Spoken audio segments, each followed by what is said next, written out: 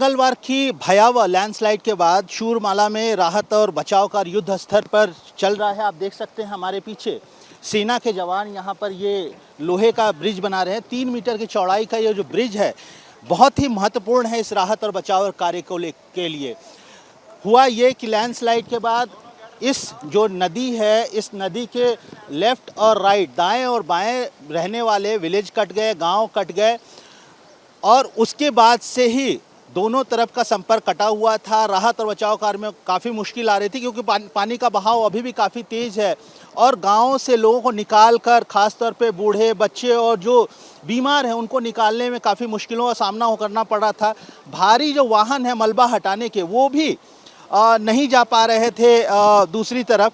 उसके बाद से ही इस ब्रिज को लेकर काफ़ी प्रयास किए जाते थे ब्रिज को बनाने की। पहले डेडलाइन था कि ये बुधवार की शाम तक ये ब्रिज कंप्लीट हो जाएगा, लेकिन अब ये ब्रिज करीब 80% से ज़्यादा पूरा हो चुका है और भारी वाहन भी लगातार मलबा क्लियर कर रहे हैं और वो लगातार यहाँ पर जो है ये सफाई करने की कोशिश कर रहे हैं, मलबा हटाने की कोशिश कर रहे हैं।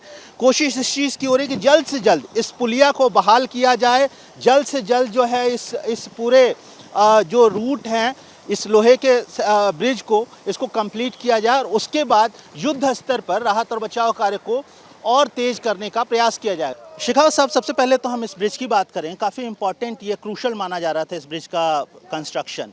क्या स्टेटस है और कब तक कंप्लीट हो जाएगा? सर, जो आप देख रहे हो ये हमारा जो इंजीनियर का टीम है, मद्रास इंजीनियर का टीम है, वो इनके स्पेशलिस्ट हैं।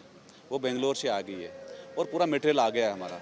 अभी सर ये कल मॉर्निंग में जल्दी शुरू हुआ था और आज इवनिंग तक आपको उम्मीद है, हम सबको उम्मीद है कि जिस तरीके से हमारी क्या है, इन्फेंट्री के जवान, इंजीनियर के जवान और स्पेशलिस्ट जो है, इंजीनियर के स्पेशलिस्ट जो कमांडिंग ऑफिसर हैं, उनके जो जूनियर कमीशन ऑफिसर हैं, सब मिलके आज इवनिंग तक उम्मीद है कि यहाँ ओके कर देंगे हम।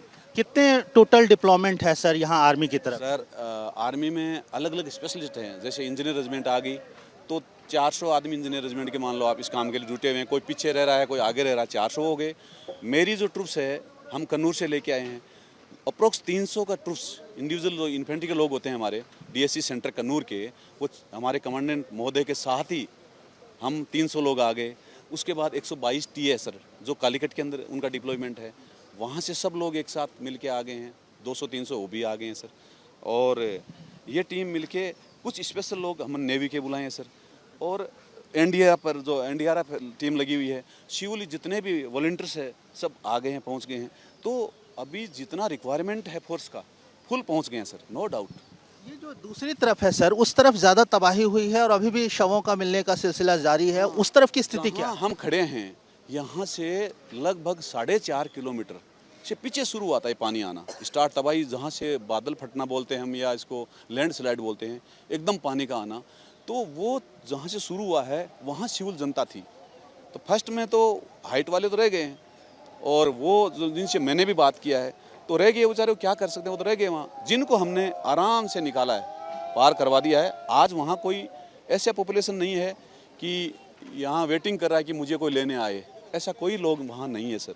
सबको निकाल दिया है पिछले 2 दिन के अंदर, हमने हाथों हाथ ही निकाल दिया जितना। और जितनी बॉडियाँ मिल रही है वो तो मिलती रहेगी सर।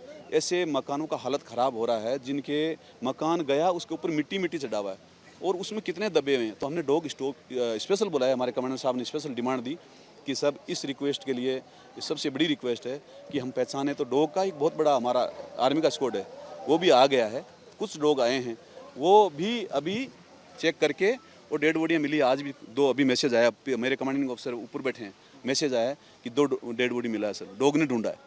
काफ़ी सीनियर आर्मी के ऑफिसर्स भी यहाँ फील्ड में हैं और लगातार मॉनिटर कर रहे हैं। उनके बारे में बताइए, कैसे मॉनिटरिंग? ये बड़ा प्राउड और हिम्मत वाला बात ये होता है कि जवान का अधिकारी उसके साथ रहे। तो हमें इतनी बढ़िया, तो आज हमारे मेजर जनरल साहब जीओसी कैंट के एरिया बेंगलोर से तुरंत आ गए और यहाँ हमारे बीच में है। उसके बाद हमारे ब्रिगेड कमांडर साहब आ गए हैं बेंगलोर से, और हमारे कमांडेंट साहब हैं, वो हमारे जवानों के साथ मिलके और आगे चले गए जहाँ से त्रासदी स्टार्ट हुई थी, वहाँ बैठे हैं अभी। तो इनके साथ जवानों का एक हौसला होता है, वो तुरंत ही इस मामले से निपटने के लिए हर बंदा तैयार हो गया है। और सर सबसे पहले हम आए थे, वो दिखाई दे रहा है आपको, वो ब्रिज बनाया था, वहाँ से अप्रोक्सीमेट 2000 आदमी हम आना जाना कर चुके हैं। क्योंकि सबसे जब आए तो नाला के उस तरफ रह गए, आगे कोई पार नहीं कर पा रहा है, हालत बहुत ज़्यादा ख़राब थी। तो स्टार्टिंग मेरी डीएससी की जो टीम थी, तो स्पेशल टीम, उन तैराकी भी होते हैं, कमांडो वाले भी उसके अंदर है, बड़ा अनुभव वाले लोग हैं, तो उन लोगों ने पहले पेड़ काट के रस्सी बांध के, जो वो दिखाई दे रहा सर, वहाँ उन्होंने पहला काम किया। अगर हम मलबे की बात करें सर, इस पेड़ के ऊपर भी निशान है, कम से कम आधा तना दिख रहा है कि क्या मलबे लगभग जब 20 फीट मानो आप, यहाँ से 20 फीट हाइट तक वो पानी का मलबा निकला है। इधर से जो हम खड़े हैं, यहाँ से 20 फीट और हाइट मानो, और यहाँ लेफ्ट में मंदिर था सर, ये पीपल का पेड़ ही नहीं था, यहाँ बहुत बड़ा मंदिर था, और वो मंदिर आज नहीं दिखाई दे रहा आपके सामने सर। मेरा आखिरी सवाल सर, जो स्थिति क्या है अभी दूसरी तरफ, क्या लगता है और लोग दबे पड़े हुए होंगे? मिल सकते हैं। मैं जब कंडीशन देख के आया हूँ, जीओसी साहब हमारे कमांडेंट साहब, हम जब वहाँ गए हैं सर, तो स्थिति तो बहुत ख़राब है कि अगर हम स्टार्ट करेंगे वहाँ ढूंढना तो मिलेंगे, डेड बॉडियाँ बहुत मिलेगी सर, ऐसा उम्मीद है। Thank you.